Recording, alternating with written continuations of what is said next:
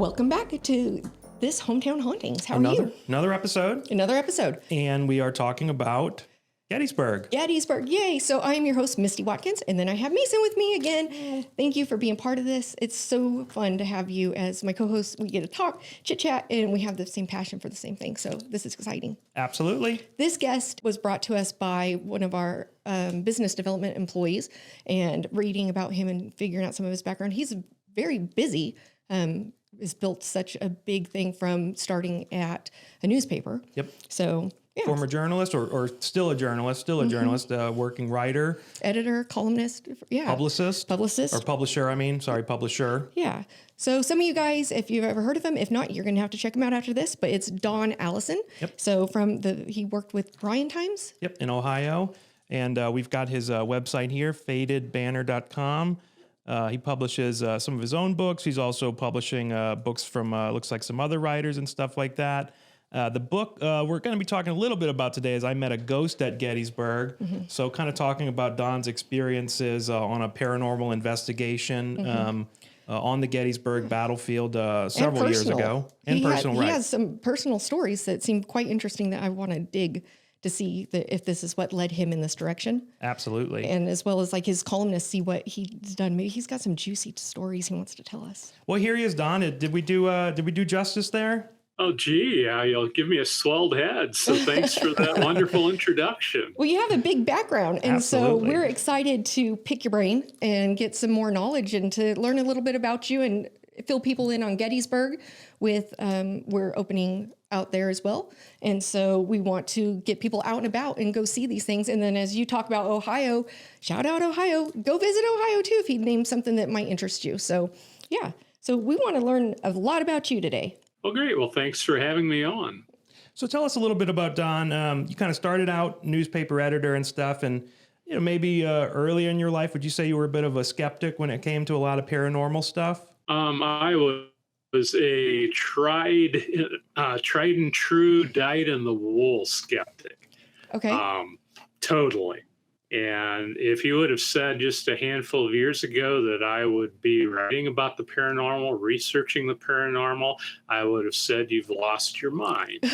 Well, what changed my mind is my wife and I are in the process, we're now living here, but we're in the process of restoring an 1830s home in Northwest Ohio. And it was in very rough shape. We worked on it for several years before we moved in. But as we were starting to work, just the strangest things would happen. The first thing that I heard was somebody walking around upstairs. Very clear footsteps, and I was here alone. I would go investigate. Nothing was there. I would hear the main front door open. I would hear what sounded like a heavy-set person in leather boots. And I'm used to living history, and I recognize the sound of boots. I would hear someone walk into the hallway, or if I was a room over, I might hear the same thing. Only the person would walk into the living room. It was always a room or a floor away, but real as could be. And I started questioning my sanity after this happened. I would too. You said you were a skeptic. Was your wife a skeptic?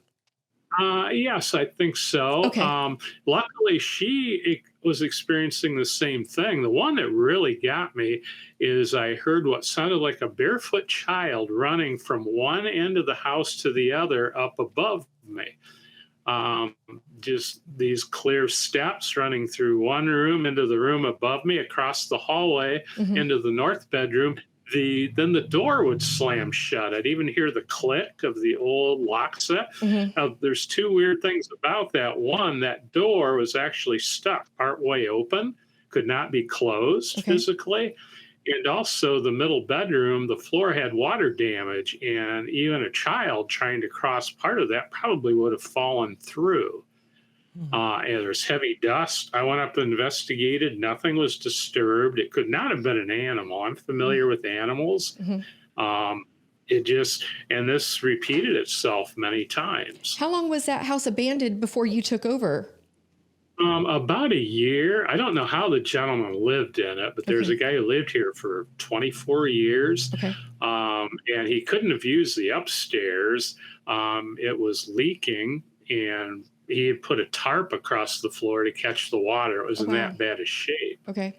He saw us working outside shortly after we took possession of the property, and he stopped and he came running over to us and said, "Do you guys know this house is haunted?" Oh, Well, wow. we had experiences already, but hearing him talk, my first thought was, now I'm understanding these half-empty booze bottles we're finding hidden around the house. So first thing I would have thought was, why didn't you disclose that when I was looking at your property, sir? Yeah. But actually, he was a renter, Okay. and we had heard rumors that the place was haunted. Okay. And we'd even asked about it during the closing. Mm-hmm. And the owner said he grew up in the house, and he said he had never had experiences in this place, but he said he did have them in the house down the road where his mother lived, which was ironic. So. Well, it's weird because if you're doing restorations, like I could see if you disturb something, but if the gentleman who was a prior occupant said, and he did no restorations clearly, like he noticed things too, so it couldn't have been disturbed from restorations. Now, what kind of experiences did he kind of tell you that he had while he was living in the house? Did he have any? Yes, the one I talked about, what sounded like the barefoot child running across upstairs, he related that precisely to us. Yeah. And I thought, And there's if you no know that way. sound, you know that sound because those kids' feet go. So yeah. And another one he related, and I experienced it after he told us about it, but he said it sounded like there was a marble rolling across the floor, the middle bedroom. The floor was cupped from water damage, and he said it sounded like a marble rolling across those kind of ridges. Well, I was working one evening and I heard that exact sound, but I realized something was up because we had taken out the rotted part of the floor. So it couldn't be happening. But then I heard a semi go by the road in front of the house. And I realized then, listening, it happened again. If the atmospheric conditions were right, the vibrations from a semi, Jake braking at a curve not far from our house, actually caused that vibration. So that one I debunked. Okay. Very interesting then. Now, what year was it that you actually moved into the house?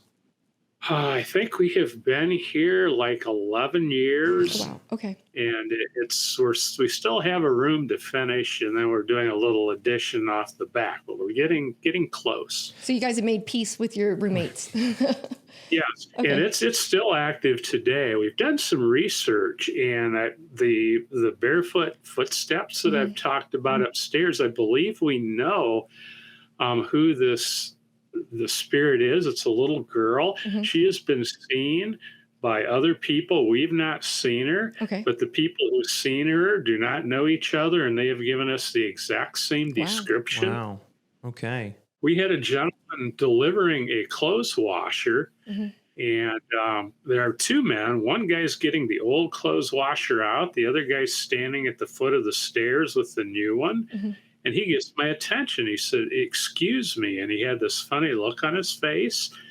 And I could tell something was wrong. And he said, "Can I ask you something?" I said, "Yeah." I said, "Why? Did you hear something?" Because often doing work does stir some things up that you might hear. He said, "No, I saw something and I'm majorly creeping out here." Wow. And he described a little girl with brown curly hair, and what he described as would be a day dress or a play dress that a little girl would wear in like the 1880s. And he said it was dirty.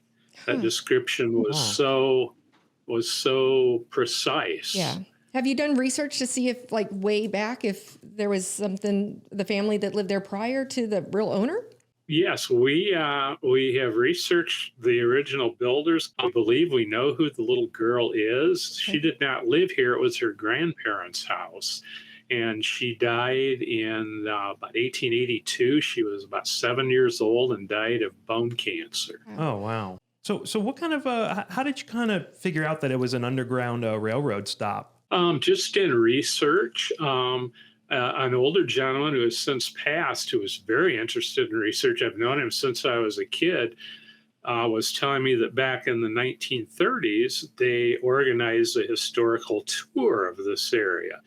And this house was one of the stops, and it was advertised as an Underground Railroad site. So I Wow. researched previous That's amazing. owners, and one set of owners, actually the daughter and son-in-law of the builder, were really the movers and shakers of the Underground Railroad in this area. How cool to own that That's piece of amazing. history. Yeah. So, okay, this was about 11 years ago then, right? That you actually moved into the house and you kind of started experiencing some of this stuff. How long ago was it that you actually made kind of your, I don't know, was it your first trip to Gettysburg when you had, your kind of first paranormal experience at the battlefield? Actually, my wife and I honeymooned in Gettysburg back in the early 80s. Long before we had an interest in the paranormal, just our history interest. She's the one who wanted to go to Gettysburg. So, boy, how lucky am I to have found her. What do you do for love? You get drugged to places. Yes, and I'll tell you, it would have been my choice too. So, and we've been there many times since. But it wasn't until we started working on the house and I started looking into the paranormal that then I was open to it and started having paranormal experiences in Gettysburg. Now I go there several times a year, doing book signings, paranormal investigations, and so forth. So if people are thinking about going to Gettysburg, can you tell, I've never been there, so it's a great travel tourist history spot. What should people expect to go there and experience? It is really, the Civil War battle. It was the pivotal and largest battle of the Civil War. There were 50,000 killed, wounded, and captured and missing in that battle. It was just intense, and the entire area was a battlefield. The battlefield park is large, but only incorporates part of the actual battle. You can take bus tours, you can have private guides drive you around in the car, you can rent a CD and do a driving tour. Okay. You can experience it in many ways. There museums proliferate there. How many days should people plan on if they were going? Like, it's more than a one day. You want to take in all. Because I watched an interview of yours, and you said every time you go, it's something new, because there's so much to see and artifacts and history there that it's something new every time, kind of. Yeah, I would not, unless you're just going to do a superficial, we're here, let's go. You plan at least 3 days, if not a week. Okay. There's so much here. No, so Jim, much there. Don, I'm sorry. You were actually, you did one of these kind of paranormal investigations, right? As kind of like a tour that you signed up for then, right? I took my grandson to Gettysburg for the history of it. He was, I think, 14 at the time. He'd experienced the paranormal here at our house. He's had his own experiences, but we didn't go to Gettysburg for that. But I registered as a journalist so we could get some behind the scenes, looks at things. Well, one of the offerings given us was a paranormal investigation. And I wanted my grandson to be entertained. So I said, hey, Connor, would you like that? He said, yeah, Grandpa, that sounds cool. So we did it. Now, I expected this totally touristy thing. Yeah. Didn't really expect much. They took us to Sachs Bridge, which I was not thrilled about. I'd seen the bridge. I was hoping to go to, maybe one of the buildings that was a field hospital, something like that. But it was to be a 2-hour investigation. We had actual equipment. We had a laser grid. We had a little SB7 ghost box. We had EMF meters. For 1 hour and 55 minutes of the 2 hours, it was almost a total waste. Okay. My grandson saw a shadow figure. Our very well-informed young guide saw a shadow figure. And one time on the ghost box, she did get an answer, like what color coat. Can you tell us what color coat any of us is wearing?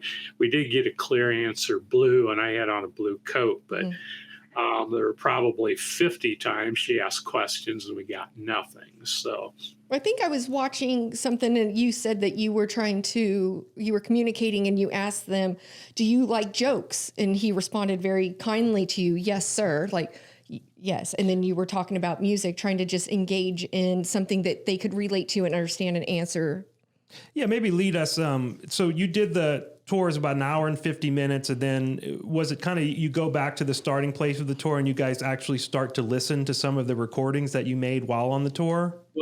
Well, actually, we didn't record. And that's one thing. If I'd have had an inkling we'd actually get something worthwhile, we did have recording devices available, but no, we don't need that. And I wish I could go back and change that. But what happened, we finally had the bridge to ourselves and we sat down and we started getting answers. Our guide is saying, is there anyone here with us? We got yes, pretty clearly.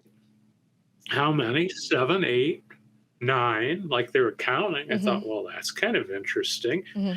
So we talked a little more. It kind of faded out. It was getting cold and the tour was really done. So she went back to start the car to warm it up. And while my grandson and I are sitting there, I thought, okay, if this is really something, going on, so and that's what I asked, do you like jokes? Yes. Oh, interesting. Pretty clear. Well, do you like music? And it was almost an inflection like I was insulting. Yeah. Well, of course. And my grandson pipes up and says, can you play for us? And we started getting guitar music through the ghost box. Okay. Now, this was not a spot, a note here or there like radio stations coming through. This was measures of music fading in and out and very period sounding acoustic guitar. And then later, mandolin kicked in. Oh, wow. So it sounded like music from that era. It wasn't like modern rock and roll or something. Not at all. I didn't recognize the tune, but it had that definite period sound. I love Civil War music. So, and after a little while, it finally faded out. And I said, wow, you're good. And the voice says, thank you. And I said, can you play some more? I said, of course. And we got more music. This time harmonica kicked in. Well, the guide had come back while the music was playing and her jaw dropped and she was just staring at this ghost box. And we got probably another 10 minutes of music. Holy crap. And then when that was through, they started answering questions like, what year is it? 1863. Were you a soldier? What state were you from? We couldn't understand the answer, so I started naming off states. And when I said Ohio, they said yes. And I said, oh, Connor and I are from Ohio. And the EMF meters that Connor and I held both went to the highest point and stayed there for seconds. These things had barely blipped at any time during the night. Our guide's EMF meter did not move, and she's sitting right beside us. Why do you think that it was when everybody left that they reached out or that they were starting to respond, like a calmer environment, or just that you guys seemed to be open, or what's your beliefs? I believe that having the calm environment plays a large role. I've been to Saxbridge many times, and if there's a lot of people, I never get anything. If there's few people or no other people, I often get things. Okay. But we, we're talking, and were you a soldier? And yes, but we asked how old you are, and then I asked what unit. I wish I'd have waited. I didn't understand the concept that it takes a while to answer. We got a clear 20. I didn't know if that was the age or the unit, the regiment, but then unsolicited captain. Oh, wow. And I'll tell you, that's pretty cool. Well, what's your name? It was a three-syllable name. We could clearly hear an on in the middle. It sounded like a hard sound at the end, like a hard, like GS, but we could not make it out. It just was indistinct. But the investigator kept asking, can you repeat? Can you enunciate more clearly? And you could almost sense a strain several times. Like this entity, this wanted the name known. We couldn't figure it out. That totally gives me goosebumps because it's like, now, did you feel any skepticism initially? Like maybe this is someone who's pulling a prank, or maybe this is someone the guide, when she walks away, she could push a button and then things start coming through, or in control of something? Precisely. In my mind, I'm wondering, how in the world are they hoaxing this journalist? They're looking for a good write-up for their investigation tours. But yet, like I was thinking, how would you broadcast music? How would they know to Mm-hmm. have that? You know, Mm-hmm. that's in the back of my mind. At the very end of this, the young girl asked, our investigator asked, were you hurt?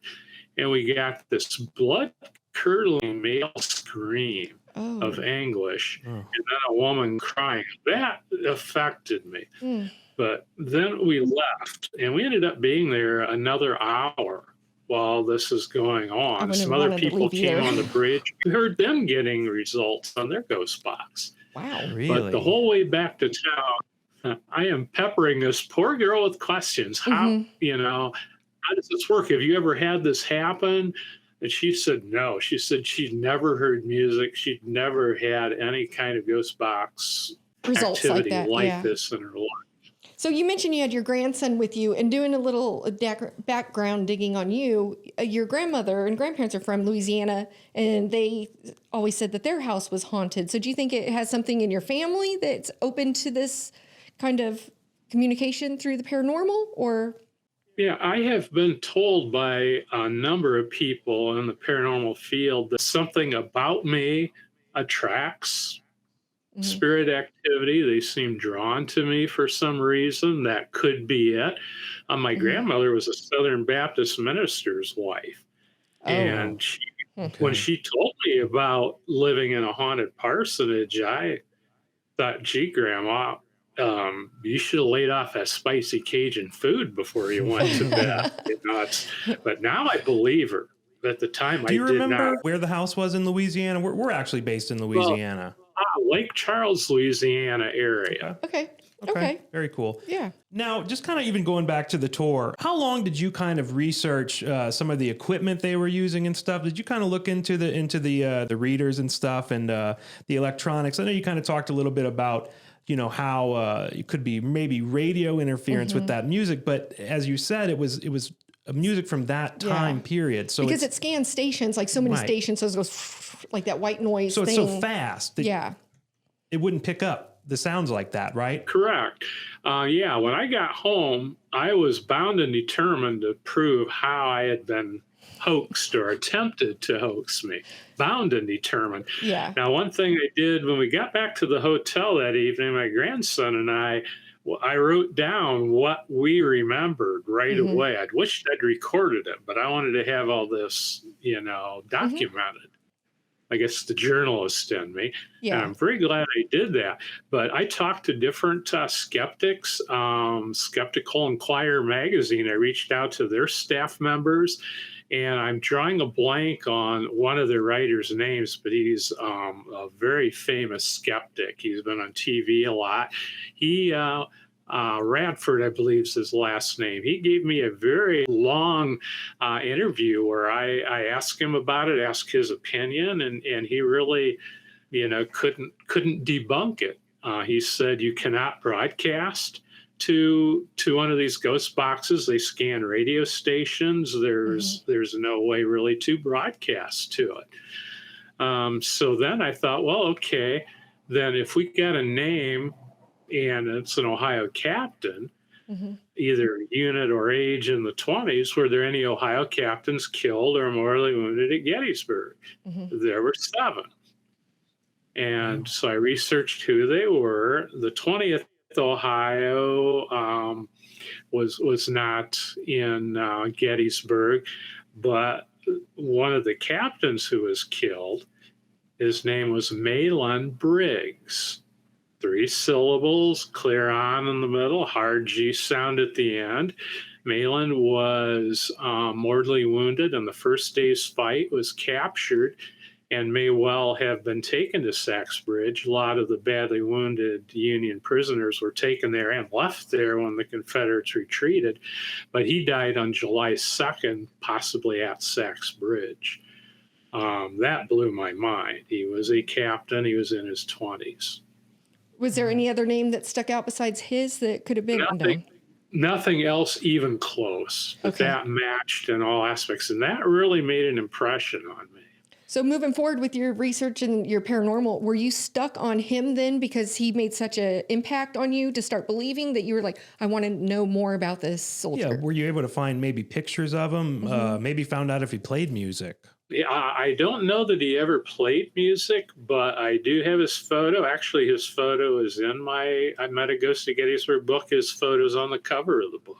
Okay, Okay, that's and look, him. we have this. So this is him right here on the cover of your book, then, right? Yeah, we pulled up your Correct. website, the Faded Oh, Banner. wow. Okay, so he's got some facial hair, maybe a goatee. Definitely wearing a Union blue. And you said that he was originally with the Ohio 20th, then, right? No, he was actually in the, I think he was in the 75th Ohio. Gotcha. But But he he- was he was in 20. the They're thinking the 20 could have been either the age or his battalion. Or Okay. That's really cool because I could see as like the investigator, the writer, I got intrigued because they reached out to me and a journalist like you dig. And then once that one thing clicks with you, you want to know, and know more as you can because you have a connection somehow. Do you think working as a journalist as long as you did, do you think that might have something to do with kind of, like you said, that people have said that maybe you have an ability to communicate that maybe stronger than other people. Do you think, maybe the paranormal, maybe the ghosts kind of, they see you as a journalist, as someone who Could tell a story. can tell a story and tell it objectively. Do you think there's something to that?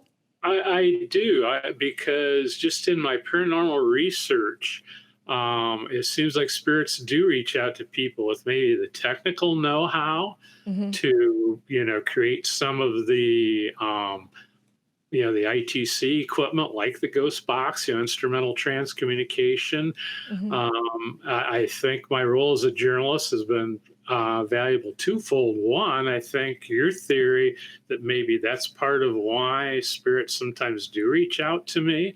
And also it gives me a platform for getting the story out. And I firmly believe a lot of paranormal contact stems from them wanting to Tell their have story. their story told, or at least acknowledge that their spirits exist. That they're still here. I think Especially that's good though, because I think that everybody has a story and they wait for somebody to, but when they experience something like that, especially so young, that, don't forget about them. Young and violent deaths, Yes. And there's not any, and a lot of these men, they weren't buried. And even if they were buried in shallow graves, and oftentimes the rain would wash the graves away and their arms would be sticking out. Yeah. So there wasn't a lot of closure that could have been given to a lot of these soldiers that unfortunately lost their lives. I mean, what you said, 50,000 casualties over 3 days at Gettysburg, right? Yeah, it's amazing. And the estimates of the number killed vary because a lot of the Confederate records are lost.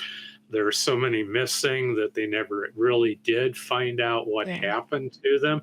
But, some estimates range as high as over 10,000 killed. Yeah. And there was such an abundance of them that not all of them got the remembrance that they deserve. So it's like, if they stand out, take the time and remember, the soldiers. And that's not the only experience that you had at the battle. I mean, while you were at Gettysburg also, could you talk a little bit about kind of some of the voices you heard near the Alabama monument or the memorial to the, I guess they were Confederate soldiers from Alabama. Is that what the monument is for? Yes. And because I've had some experiences, some strange things happen. That same trip with my grandson where we had the Sachs Bridge experience, we had some odd photographs in the area of the Alabama monument and on Little Round Top where the Alabama Brigade fought. Because of those, I started looking into more of my family background and found out that my great-great-grandfather, Frank Champion, was actually captured at Little Round Top with the 15th Alabama. And a great-great-great uncle was also in that regiment in another company. And I had other great-great-great uncles in other units of the Alabama Brigade. And I've been able to verify that the 2 and the 15th Alabama were present at Gettysburg. Wow. And Wow. like I said, my great-great-grandfather was actually captured there. So you have a personal family connection to Gettysburg that you didn't realize until you started doing some research. Exactly. Wow. Wow, that's incredible. It is, because then it ties back home personally. So Now, did you hear anything? I know you said you kind of saw some orbs or anything, but did you hear any voices or anything while you were at the monument? Yes, a few. There was one voice on the ghost box asking for help, like help me. Oh. And using, if you're familiar with an obulus, where it selects, you have a vocabulary of words, and the theory is that the spirits can actually select words. I had communication 2 different times with a spirit who communicated that he was afraid, he was a coward. Oh. Wow. And I was asking, is there anybody you'd like to see? And he said, Aunt, and gave the name. And I said, why don't you? And I don't know if there's anything to this, but a lot of people think there is. The theory's there. It says, well, wouldn't you like to go to the light? Would you like to see her? No, afraid. Oh. I was a coward. Dishonor. I thought, wow. But my most incredible experience connection with the Alabama troops at Gettysburg, and I've yet to write about this to be published. This will be in a book that I'm working on now. But I was there, and my wife and I have a good friend. Her name is Kat Gash. She is a medium, and she is a very good one. I'm skeptical as a rule of mediums, but I've met some very good ones. Kat is spot on. And I wanted her thoughts or her perceptions on my connection there at Gettysburg. And that's all I told her, my connection to this area, to the Little Round Top. Yeah. Well, I took her to the monument, and as we're talking, I saw 4 shapes, semi-transparent shapes. And as they got closer, they're approaching, they appeared to be Confederate soldiers with weapons, with Confederate cut uniforms. I couldn't make out facial details or like maybe the fingers of their hands, but the shape, the cut of the uniforms, I was stunned. And all of a sudden, Kat spun around and said, "Don't sneak up on me like that." They stopped and stepped back a little bit. And I couldn't believe what I was seeing. I mean, I'd never, ever had that happen before, not had it happen since.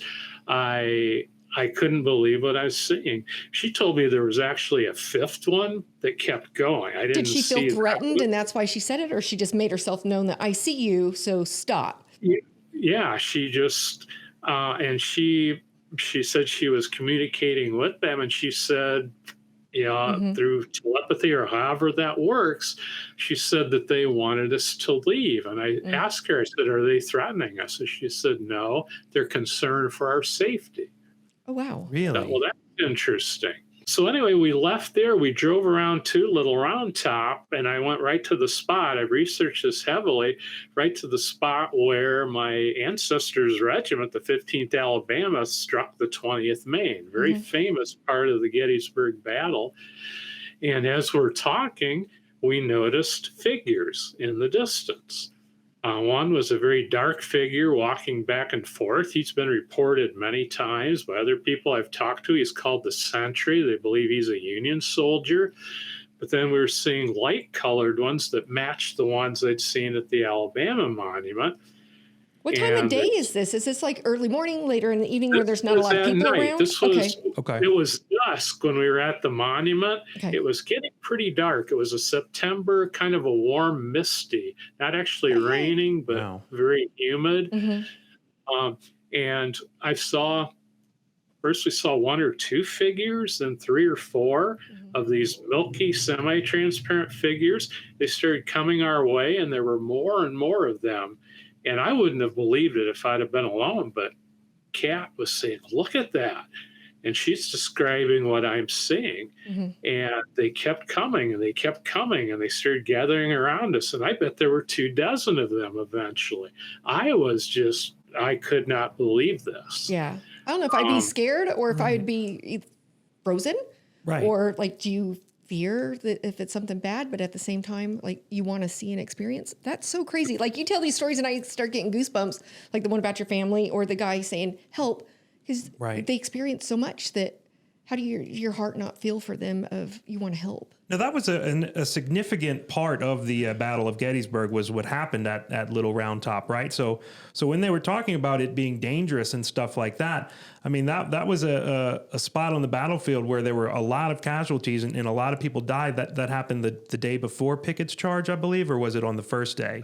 Correct. It was the second day of the battle. Correct. It was a very nasty, bloody battle, the extreme left flank of the Union Army. And that's where the Confederates tried to break their lines there. Then, right? Yeah, it's very famous. If you've seen the movie Gettysburg, it is a very, very featured part of the movie. I was lucky enough to be a part of that movie. Oh, wow. I was, for the most part, a Union soldier. Okay. But ironically, I spent a day as a 15th Alabama soldier. This was long before I knew my ancestors were actually there with the 15th Alabama, which is kind of amazing to me looking back at it. Yeah. Wow. I mean, you could have been playing one of your own relatives And had no idea. theoretically. You know, it's serving the same unit number, They stand the same grounds that they were on. Like same ground, same battlefield. Kind of reenacting what they experienced Right. with the knowing that you're going to get out, and they knew that they weren't. So how many times do you think you've, if you can estimate, or maybe you know, how many times have you gone back to Gettysburg since that initial trip with your grandson? Oh, do a little figuring, probably at least 25 to 30 times. Okay. Now, do you experience something different every time you go, or is it kind of hit or miss sometimes where you may go and you don't kind of have, you know, as vivid of an experience as you've had in the past? Or does the spirit that you've talked to come back to you knowing that you are who you are, like building that relationship? That connection, yeah. I was fortunate enough when I first started investigating. A very seasoned investigator took me under his wing, and he has since passed, unfortunately. But he said if you go to many times to the same site and you often connect with the same spirits again and again, he said they will even bring friends, acquaintances. Okay. And I've had that happen at Gettysburg. One of the ones that I find quite amazing, some friends of my wife and I from the Detroit area have purchased the old Sanders Farm outside of Gettysburg. It was a Confederate field hospital and cavalry camp. And I have investigated their basement many times. And the first time I investigated the basement with a ghost box, I was getting answers. Is anyone here? Yes. Were you a soldier? Yes. A Union or Confederate? Rebel. I said, well, what's your name? He said, Jackson. I said, well, what's your last name? Jackson. That's the only name he would give. Okay, well, what unit were you with, Jackson? 34th Virginia. Thought, well, with a number that high, it would have to be an infantry unit almost for sure. So I said 34th Virginia Infantry, and I got back a very terse no. Cavalry. Oh, he did not like the he infantry. was owning his own. Don't you put him in a different. He was not an infantry. Yeah. No, he was. That was below him, and he would not answer any more questions at that time. Like he was insulted. Put some respect on that ghost's name. Yes. I've gone back many times, and every single time I've investigated that basement, Jackson will address me. This property is so active that our friends host paranormal investigations on weekends during the warm months of the year. Part of their income is from that. Yeah. So if I'm in town, I'll help them.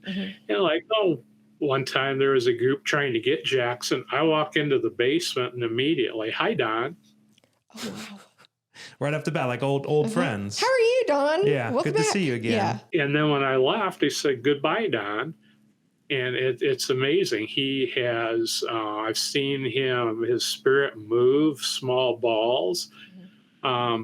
Once I was there with one other gentleman, and we were it was in the dark. We were probably 10 to 15 feet apart.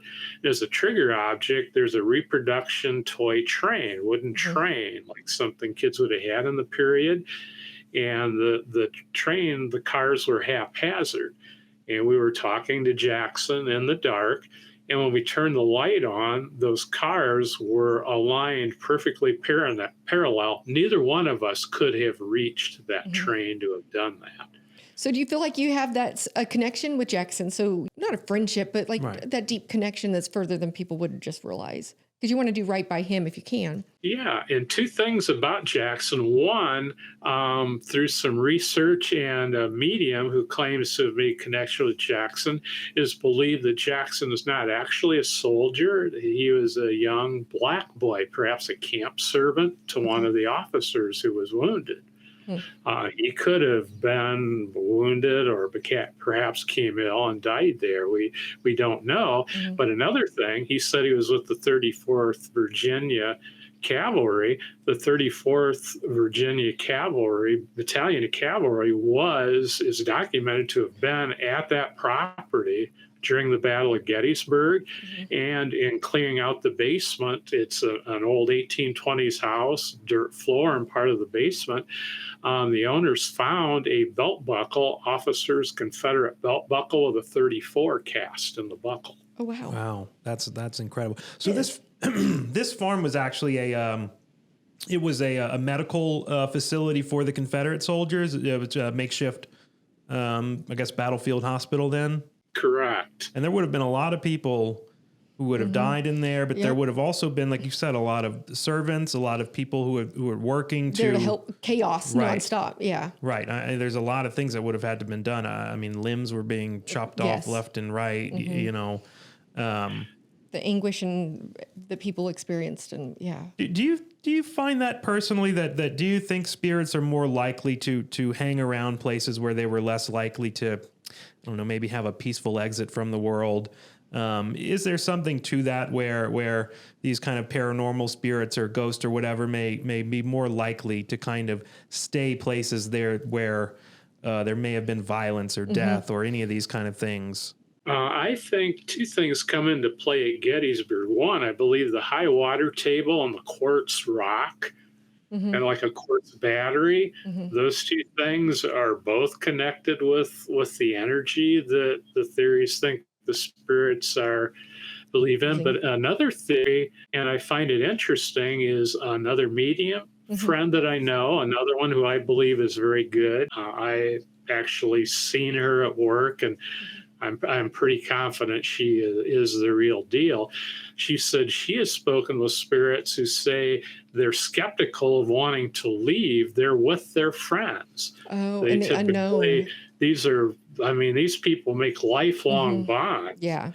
Very close. Yeah. They've suffered through these things together. And when a group of them die, they're together and they tend to stay. I think some can come and go. I think some just plain stay. Yeah. But I think that is a factor of a place like Gettysburg. They are with their friends and their acquaintances. Well, they depended on them to have their back, and vice versa. And then if something happened, I could see being scared to leave what you know. And then if you see things around, if they do, I don't know what they experience, but things change so rapidly, and what they've been doing and all the changes, like it could be very scary. Do you think from your time there talking to, any mediums or anything like that out there, do the Confederate and Union soldiers, the ghosts, do they interact with each other? Or is it often like if you see, a Confederate spirit or something like that, like you said, they're more likely to be surrounded by other Confederate spirits? I have never encountered spirits from both sides at the same place, other than Sachs Bridge, but then not at the same time. Wow. But then Sachs Bridge was a place where wounded soldiers of both sides would have been together. So that probably is a little different than other parts of the field, too. And may have bonded a little bit, kind of on death's door like that, communicating with, again, this is like a foreign war, like World War II or something like that, where, we're interacting with our own, our neighbors, or oftentimes brothers fought against each other, friends fought against each other. the soldiers had so much more in common than And young. Young. So Right. yeah, so it's like young against young. Like that was just, they endured a lot. And speaking of age and Gettysburg and how much the death and how many people unfortunately died at that, do you feel like Gettysburg does justice to represent them and pay tribute to them for all that they did? I believe that they do. One thing that I'm kind of bothered by is the Park Service is very anti paranormal investigating. If you're caught on the field with an EMF meter, they claim that can be used to find metal artifacts, and you will be cited and your equipment will be confiscated. You think that's because it's a state job and like just keeping this is the way it is, like, so that way they're not showing that they side with it or they don't. It's just cut and dry, like, no. I'm not really sure. I find it interesting that a good friend of mine who's into paranormal research said he was told by a park ranger that they are to protect the assets of the park, and they consider the spirits of the soldiers to be assets of the park. But yet the official line of the Park Services, there are no spirits. So they will not, for instance, carry any paranormal books in the museum bookstore there. Okay. Have you talked to any park rangers who, I don't know if they're even Like allowed off to the say record? then, Yeah. off the record, maybe don't give us their names, but have you talked to any park rangers, people who work there who have experienced anything paranormal? Mr. Nesbitt, Mark Nesbitt, started out as a park ranger, and that's what got him into the paranormal. I have talked to a couple rangers, talked to one at length, and he kind of skirted the issue.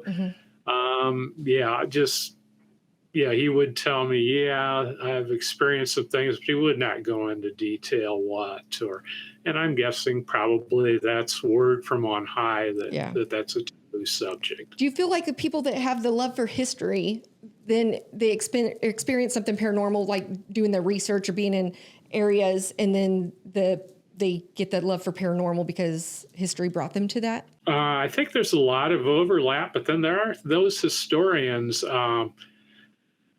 who are absolutely anti-paranormal. The American Battlefield Trust, formerly the Civil War Trust, their official position is they blast.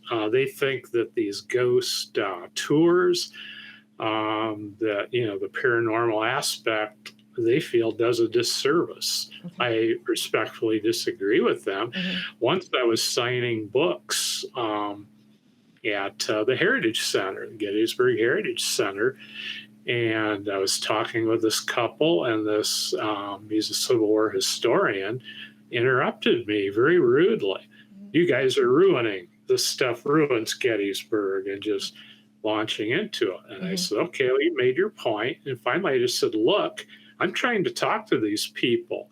I said, you can wait your turn. I said, but have you read my books? I think I just had the one out at the time. Have you read my book? No. I said, you read my book and then you come talk. Otherwise, please do me the courtesy of letting me talk to these people. So speaking of your books, let's talk about his website. And that you're a publisher. You have many books out. And I Met a Ghost at Gettysburg was your first paranormal book? Correct. Okay. And then you also did a sequel to it, right? I Met More Ghost at Gettysburg. Correct. This one you talk more about the Alabama monument and those kind of experience that you had and your family members actually serving in the Confederacy for the Alabama regiment then, right? Correct. And you got several other, Hell on Belle Isle, Dial of a Civil War POW. This one is more historical or not paranormal then, right? That is not paranormal, although in retrospect, I had some odd things happen that led me to write the book and aided in my research that I believe this is a true story of somebody wanting his story told. Osborne Coburn is the soldier whose letters and diary are featured, and I did the narration. And several more. I mean, a lot of good stuff. And Don's books are also on Amazon. There's ebook varieties. You can get it for your Kindle. You can get actual paperbacks that you can get delivered. really a They're lot not, of. yeah, and they're not super long books, so Right. it's not going to be like, oh, I'm going to have to read A Tale of Two Cities. No, you're going to 200 pages or so, quick read, but get enough to get your fancy and go get the next one. Right. So if somebody's going to start reading your books, Don, what's a great first book for somebody? If you're interested in the paranormal, I would start with I Met a Ghost. Okay. And if you like that, follow through. If just straight history is what you're after, Hell on Belle Isle, that's the first book I ever did. It still sells well. I recently did an updated revised edition with additional information. So if you read it years ago, it might behoove you to get the revised edition because I found even more that adds to the story.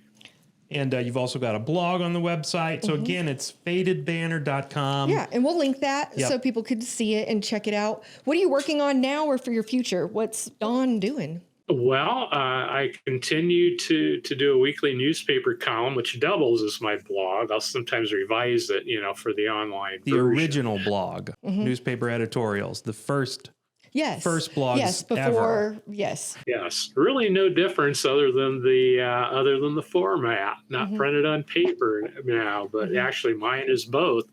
But I do historical work with Sauter Village, living history village nearby, and I really enjoy my work in history there. I go to Gettysburg frequently. Currently, the books that I'm working on, one was actually an essay. I was invited to take part in an essay contest by the Bigelow Institute. And the essay, this was in 2021, the subject of the essay was the best available evidence for the continuation of consciousness after death. Wow. And I was able to rely on my own research, my own experiences, plus other research. I especially focused on after-death communication, just things like spouses.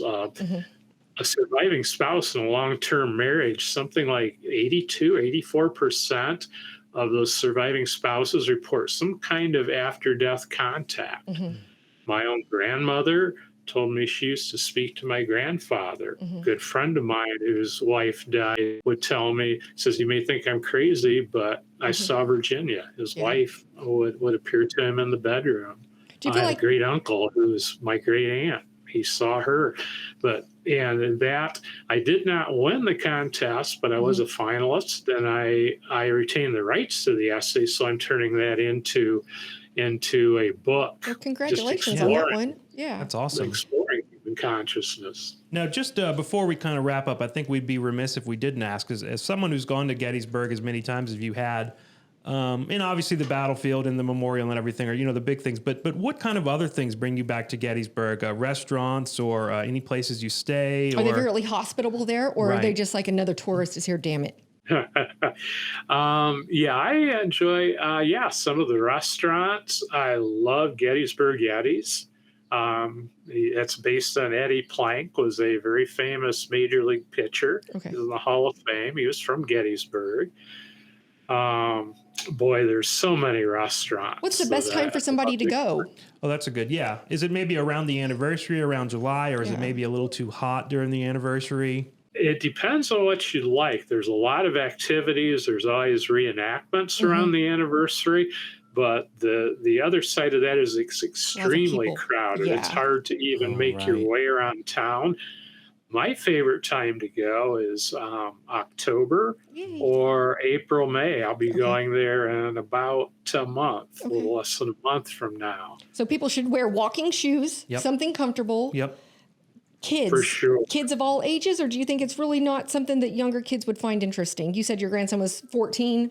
There's a lot for young families. Okay. The Visitor Center has some great immersive experiences. There are a lot of shops downtown, retail shops for a variety of things. There's campgrounds, you can camp. There are things. It's a great family destination. So bring back the family environment, go out there. Yeah. Primitive camp, I love camping. So get out there and do this stuff. Right. But know that you're going to walk. So wear your comfies. And so much of what, we do at the ghost tour, ghost city tours and all that kind of stuff is just, bringing that history to life. And that's kind of what's going on at Gettysburg is you're not only, reading about history or something, you are experiencing it. You get to watch the actual, Devil's Den formation or something where, some of these famous photos were taken of dead Union and Confederate soldiers. And be immersed into that be part of history that never needs to be forgotten about. Right. I found a picture earlier today while we were looking at this stuff, and it was a picture of actually Abraham Lincoln giving the Gettysburg Address. Yes. And someone was actually able to take a photo of that, and that's still, around, and you can go to the very spot where he, gave the Gettysburg Address and see those things with your own eyes. And I don't think there's any other way to really experience something like that. And hopefully it'll bring out children to be dig more into history and to keep important parts of history alive, keep telling those tales, keep things from not being ever forgotten about. So when we don't repeat it, and two, always pay tribute to those who did what they did for us. And like you said, you brought your grandson there when he was, going into high school age. And do you think that that's kind of been a big formative experience for him, even, about a decade later? Like a young adult? Yeah, I believe so. He, when he was younger, I do living history, and I would bring him along to some of the reenactments. He was too young to carry a musket, but he could be like just a camp servant, or he was real proud standing guard over the camp during the battles. And to give you an idea what history means to him, I gave him an option. It was a spring break trip. I said, do you want to go to Gettysburg, or do you want to go to Florida and watch the Detroit Tigers in spring training? And he chose Gettysburg.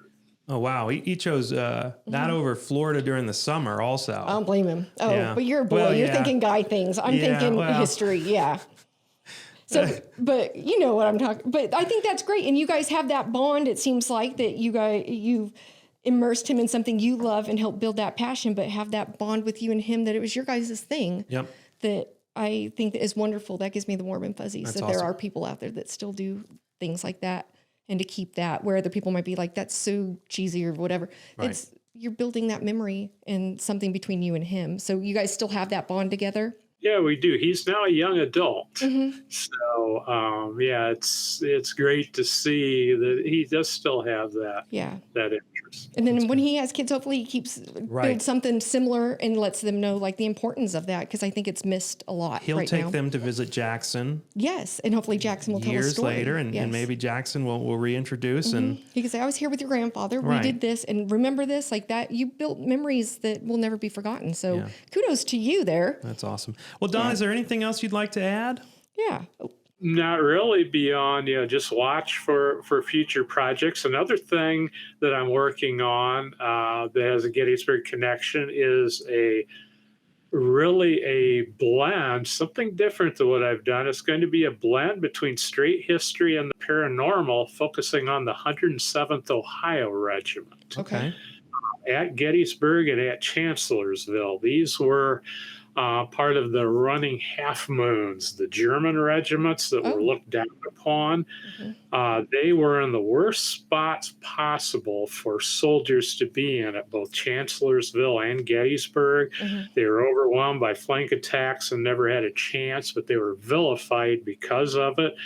I had sort of an odd flashback experience on East Cemetery Hill, where the 107th fought on day 2. Long story short, their colonel was actually court-martialed and charged with cowardice. He got separated from his regiment, but he actually was in downtown Gettysburg rallying stragglers to try to put up a rear guard stand. But because he wasn't with the bulk of his regiment when they fell back on East Cemetery Hill, he was brought up on charges. He was acquitted, of course. He was not a coward. He had been badly wounded at Chancellorsville, still suffered from effects of the wound at Gettysburg. But his regiment was... I was kind of overcome. I spotted their position on East Cemetery Hill, and as I'm walking along, all of a sudden I was kind of dumbstruck. In my mind's eye, I saw darkness, and I saw muzzle flashes, and felt this just energy, this chaos. Wow. muzzle flashes, chaos, yelling, all in my mind's eye. My friend who was with me thought I'd had a stroke because I couldn't Just, talk. I yeah. couldn't even communicate at It's like watching a first. movie Yeah. without anybody else seeing it. You were in shock. And I didn't know what happened. So I went home and I researched it and found out that's exactly what happened. The Louisiana Tigers overran them, pushed them back among the cannons, but they held, got reinforcements, and retook their position. That's crazy, though, that Wow. you saw that and then did some research and it was accurate. And there you go. That's kind of how history works. Mm-hmm. You know, you experience these things and you look back into it, and a lot of times it's not as coincidental as you may think it is. Yeah. You know, there is. Open your mind to accepting Yeah. what you might be shown. So how do people follow you? Are you on social media? How do people keep up with anything new that's You coming can out? follow me on Facebook primarily. I'm on Twitter, but I'm not real active. I haven't done Instagram, but my blog, you can go to my fatedbanner.com website, read my blog. I do have a paranormal website. I'm at aghost.com. So to find we you go. on Facebook, what are you under? Are you on Faded Banner on Facebook or by your name, Don Allison? By both. Okay. Okay. So Good. follow By Don both. and see what he's coming out with. And, you know, if you have questions, reach out to him through there. Will you respond to people if they have questions for you? Are you Oh, engaged? certainly. Okay. You can. There's a contact button at both my websites. Okay. I love feedback. I'll answer questions, There you talk with go. you, That's whatever awesome. you'd like. Yeah.